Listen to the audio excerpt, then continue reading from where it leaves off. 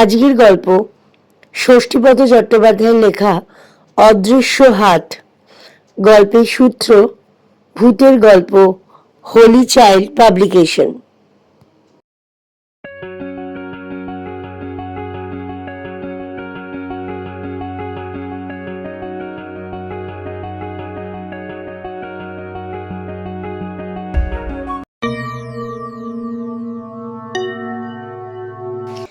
রাজাহাটি গ্রামের শেষ প্রান্তে একটি ছিটে বেলার ঘরে এক বুড়ি থাকত।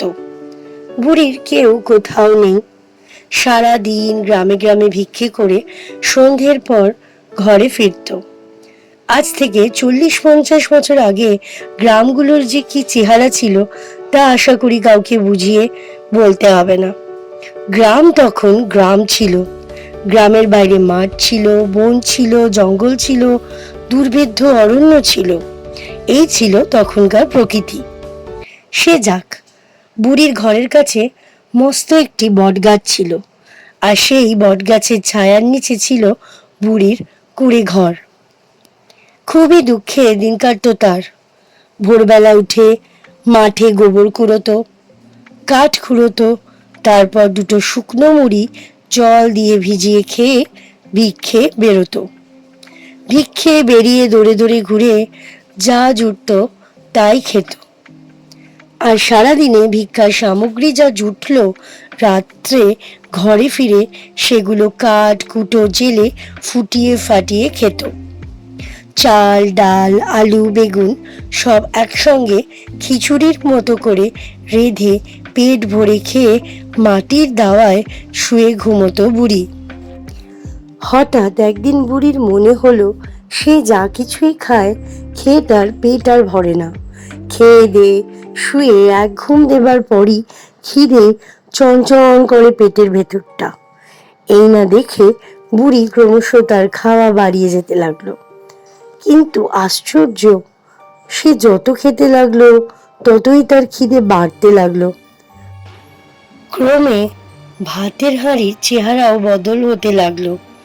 কিন্তু না, তাতেও কোনো সুরাহা হলো না। 4 জনের রান্না একসঙ্গে রেঁধে খেয়েও পেট ভরাতে পারল না বুড়ি। তাই মনের দুঃখে একদিন গ্রামের 2-4 জন লোকের কাছে কথাটা বলে ফেলল। সবাই শুনে অবাক হয়ে বলল, বলো কি, 4 জনের রান্না একজনে খেয়েও পেট ভরাতে পারে না? তার উপর তোমার মতো বুড়ি মানুষ, এও হতে পারে না। নিরাপদ মাস্টার এই গ্রামেরই পাঠশালার গুরুমশাই ছিলেন। বললেন, বেশ, দেখবো বুড়ি তুমি কত বড় খাইয়ে। আজ তুমি ভিক্ষে বেরিও না, আমার ঘরে এসো। আজ তোমার নেমন্তন্ন, দেখব তুমি কত খাও। বুড়ির তো আনন্দ আর ধরে না। সে রাতে নিরাপদ মাস্টারের বাড়িতে খেতে এলো বুড়ি। কিন্তু কি আশ্চর্য, 4 জন কেন, একজন মানুষের খাবারও খেতে পারল না বুড়ি। সামান্য 2-4 গ্রাস মুখে দিতেই পেট ভরে গেল। নিরাপদ মাস্টার বললেন, আসলে কি জানো, তোমার এবার মতিভ্রম হয়েছে। বয়স কত হলো? তা ধরো না কেন, 3, 20 আর 10। তাহলে এমন আর কি, 70 বছর। চোখে দেখতে পাও? একেবারে কানা নই, তবে ঠাউর হয়, কখনো হয় না। কিন্তু বাবা, বিশ্বাস করো, আমার কিচ্ছু হয়নি। ঘরে আমার খেয়ে পেট ভরে না।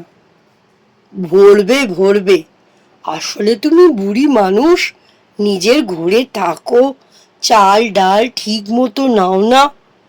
সে কি বাবা, আমার সারাদিনের ভিক্ষের চাল সে বড় কম নয়। এত বড় একটা হাঁড়িতে করে সব রেঁধেও খেয়ে আমি পেট ভরাতে পারি না। কিন্তু এই তো, আমার এখানে পোয়াটাক চালের ভাতও তুমি খেতে পারলে না। বুড়ি আর কি করে, ঘরে ফিরে এসে মাটির দাওয়ায় আঁচল বিছিয়ে শুয়ে নানা রকম চিন্তা ভাবনা করতে করতে ঘুমিয়ে পড়ল। পরদিন সকালে আবার মাঠে গিয়ে গোবর কুড়িয়ে, বাগান থেকে কাঠ কুড়িয়ে, দুমুঠো শুকনো মুড়ি চিবিয়ে ভিক্ষে চলল বুড়ি। সারাদিন ভিক্ষে করে দিন শেষে ঘরে ফিরে ভিক্ষার সমস্ত চাল, ডাল, আলু, বেগুন একসঙ্গে বড় হাঁড়িতে ফুটিয়ে নিয়ে খেতে বসলো। কিন্তু আশ্চর্য, দু এক গ্রাস মুখে দিতে না দিতেই খাবারও ফুরিয়ে গেল, পেটও ভরল না তার। আর যা ঘটল তা ভারী মজার। বুড়ি যখন খাচ্ছিল আর মনে মনে কাঁদছিল, তখন তার মনে হলো একটা অদৃশ্য হাত যেন তার পাত থেকে মুঠো মুঠো করে খাবারগুলো তুলে খেয়ে নিচ্ছে। বুড়ি যতবার হাতটা ঠেলে দিতে লাগলো, হাতটা ততবারই ওই পাত থেকে খাবার তুলে নিতে লাগলো। বুড়ি বুঝতেও পারল না কেন এমন হলো, আর কেই বা সব খেলো। এই কথাটা বুড়ি পরদিন গিয়ে বলল নিরাপদ মাস্টারকে। নিরাপদ মাস্টার চোখ কপালে তুলে বললেন, বলো কি, একটা হাত তোমার পাত থেকে খাবার তুলে খেয়ে নিতে লাগলো, আর তুমি বসে বসে তাই দেখলে? কি করব বাবা? তাকে সে চিনতে পারলে? তাকে কি করে চিনবো? অন্ধকারে কি কিছু দেখা যায়? আমার ঘরে লম্ফ পিদিম কিছুই নেই। বুঝেছি, এ নিশ্চয়ই কোনো চোর ছেঁচড়ের কাজ। তা যদি হয় বাবা, তাহলে তো তার আসা যাওয়ার বা মুখ নেড়ে খাবার শব্দ শুনতে পেতুম। কিন্তু শুধু একটা হাত ছাড়া আর কিছুই তো টের পেলুম না অন্ধকারে। হাতটাকে যত ঠেলে দিই সেটা ততই এগিয়ে আসে। নিরাপদ মাস্টার বললেন, দেখো বুড়ি, তোমার কথা শুনে আমার মনে হচ্ছে তোমার খাবার সত্যিই কেউ খেয়ে নিচ্ছে, হয় কোনো চোর, নয়তো হনুমানে। তোমার বাড়ির পাশেই যে বট গাছটা আছে, সেই বট গাছে নিশ্চয়ই একদল হনুমান আছে, এই তাদেরই কাজ।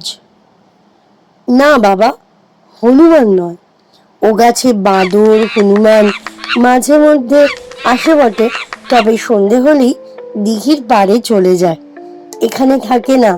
তাছাড়া আমি নিজে হাত দিয়ে ঠেলে দেখেছি, ও মানুষের হাত। বেশ, তবে তুমি এক কাজ করো, আমার চিমনিটা নিয়ে যাও, ওটা জেলে রেখে আজ রাত্রে খেতে বসে দেখো দেখি কে কিভাবে আসে। বুড়ি তাই করলো। নিরাপদ মাস্টারের কথা মতো সে রাতে চিমনি লণ্ঠন জেলে খেতে বসলো। কিন্তু কই, কেউ তো এলো না, না কোনো মানুষ, না বাদর, হনুমান, এমনকি একটা কুকুরকেও আসতে দেখা গেল না। আর বুড়ি যা রান্না করেছিল তার প্রায় সবই ফেলা গেল, কেননা আলো জ্বেলে রাখার ফলে কেউই না আসায় যেমনকার খাবার তেমনই রইল। বুড়ি আগে যেমন খেত তেমনই পেট ভরে গেল তার, সে আর কত, সামান্য দু এক মুঠো। এরপর থেকে বুড়ি রোজই কম করে রাঁধতে লাগলো আর আলো জ্বেলে খেতে থাকলো, ফলে কাউকেই আসতে দেখা গেল না। তবে মুশকিল হলো, এই তেলের অভাবে বুড়ি যেদিন আলো জ্বালতে পারত না, সেদিনই অনুভব করত একটা অদৃশ্য হাত তার পাত থেকে খাবার তুলে খেয়ে নিচ্ছে। কিন্তু যেদিন আলো জ্বেলে খেত সেদিন কিছুই হতো না। বুড়ি তাই নিরাপদ মাস্টারের কথা মতো রোজই আলো জ্বেলে খেতে লাগলো। এইভাবে প্রায় দিন 10 কাটবার পর একদিনে আশ্চর্য ঘটনা ঘটল। এক গভীর রাতে সবাই শুনতে পেল একটি করুণ কান্নার সুর। কে যেন ইনিয়ে বিনিয়ে গ্রামের পথে ঘাটে আনাচে কানাচে কেঁদে বেড়াচ্ছে।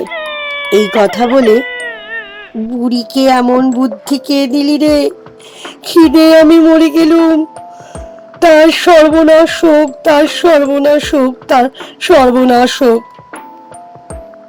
গ্রামের লোকেরা সবাই তখন সচকিত হয়ে উঠল।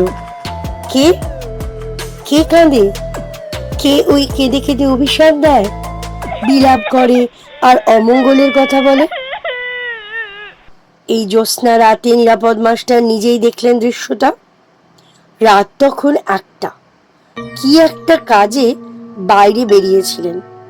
এমন সময় দেখতে পেলেন একটা প্রকাণ্ড সাইজের কুলোর উপর কালো কিম্ভূত কিমাকার বিচ্ছিরি চেহারার মানবাকৃতি কি যেন একটা বসে আছে। চেহারার তুলনায় হাত দুটো তার বিশাল। কুলোটা বাতাসে ভেসে ভেসে গ্রামের পথ পরিক্রমা করছে, আর সেই কিম্ভূত কিমাকার তার হাত দুটো দুলিয়ে কখনো নৌকার বাওয়ার মতো করে, কখনো কপাল চাপড়ে সুর করে কেঁদে কেঁদে বলেছে, বুড়িকে এমন বুদ্ধি কে দিলি রে, খিদে আমি মরে গেলুম, তার সর্বনাশ হোক তার। এই দৃশ্য শুধু নিরাপদ মাস্টার নয়, ওই গ্রামের আরো অনেকেই প্রত্যক্ষ করলো। নিরাপদ মাস্টারের বউ অনেক ঠাকুর দেবতা ওঝা বদ্যি করতে লাগলেন, যাতে তাদের সংসারে কোনো অমঙ্গল না হয়। কিন্তু না, কিছুতেই কিছু হলো না। সাপ সাপান্তও কমলো না। তাই দেখে অনেকেই অবশ্য বলল, ওর কথায় কান দিও না, আসলে ওটা একটা উজবুক, তাই ওই সব বলে বেড়াচ্ছে। তোমরা তো ওর কোনো ক্ষতি করনি, তবে ভয় কি? শকুনির সাপে গরু মরে না, ওর যা ইচ্ছা বলুক। এইভাবে আরো 2-3 মাস কেটে যাবার পর এক ঝড় ঝড়ের রাতে বট গাছের একটি ডাল ভেঙে পড়ল বুড়ির কুঁড়ে ঘরের ওপর। ঘুমন্ত বুড়ি ঘর চাপা পড়ে মরে গেল। আর বলতে নেই, সে রাত থেকেই সেই বিচ্ছিরি চেহারার কিম্ভূত কিমাকারটাকে কুলোয় চেপে গ্রামের আনাচে কানাচে ভেসে বেড়াতে দেখা গেল না। এমনকি তার সাপ সাপান্ত কান্নাকাটি সবকিছুই থেমে গেল চিরতরে। তবে সেই ঘটনার পর থেকে রাজহাটি গ্রামের লোকেরা আজ পর্যন্ত সন্ধ্যের পর আলো না জেলে কখনো খেতে বসে না কেউ।